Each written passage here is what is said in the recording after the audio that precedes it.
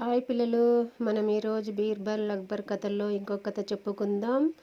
ఒకరోజు అక్బర్కి అందులని సేవించాలి, గుడ్డివారికి బహుమతి ఇవ్వాలి అని ఒక చిన్న కోరిక కలిగింది.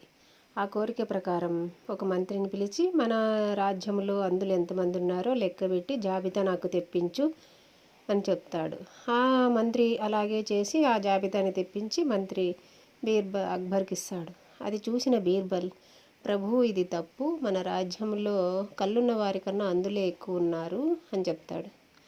అదెలా సాధ్యం, అది నువ్వు రుజువు చేయగలవా అని అంటాడు.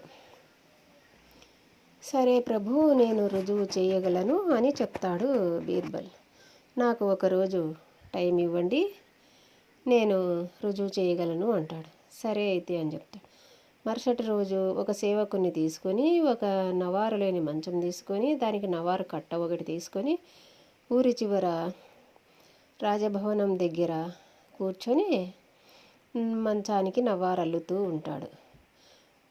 ఇక ఇద్దరు వ్యక్తులు వచ్చి, ఏం చేస్తున్నారు బీర్బల్ గారు, మహామంత్రి గారు అని అడుగుతారు. అది చూసి బీర్బల్ ఏమీ మాట్లాడకుండా సేవకుని చెవిలో ఇలా చెప్తాడు.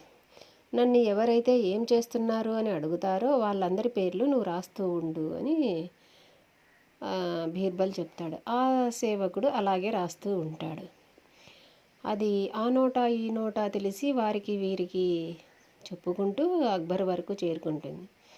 అక్బర్, ఇదేమిటి, అక్కడ నా మంచం ఎందుకు నేస్తున్నాడు అని చెప్పేసి పదండి అని అక్బర్ వస్తాడు. వచ్చి చూసి, ఇదేమి విడ్డూరం బీర్బల్, నువ్వు నవారు నేయడమేమిటి, చెప్తే మనం తెప్పించేవాళ్ళం కదా అని అంటాడు. లేదు ప్రభు, నేను గుడ్డివారిని అందుల లెక్కాచారాలు రాస్తున్నాను, వారిని జాబితా తయారు చేస్తున్నాను అంటాడు. అందుకు బీర్బల్ వెంటనే లేచి ఆ పేపర్ తీసుకొని అక్బర్కి అందిస్తాడు. ఇదేమిటి, ఇందులో నా పేరు కూడా చేర్చారు అని కోపంగా సైనికుని వరకు తిరిగి చూస్తాడు. ఇదేమిటి ప్రభు, నేను కళ్ళకు కట్టినట్లు మంచం నవారు అల్లుతున్నాను, ఇది చూసి కూడా మీరు ఏం చేస్తున్నారు అని అడుగుతున్నారు ప్రతి ఒక్కరూ, ఇది అందులో కాక మరేమిటి అని అంటాడు.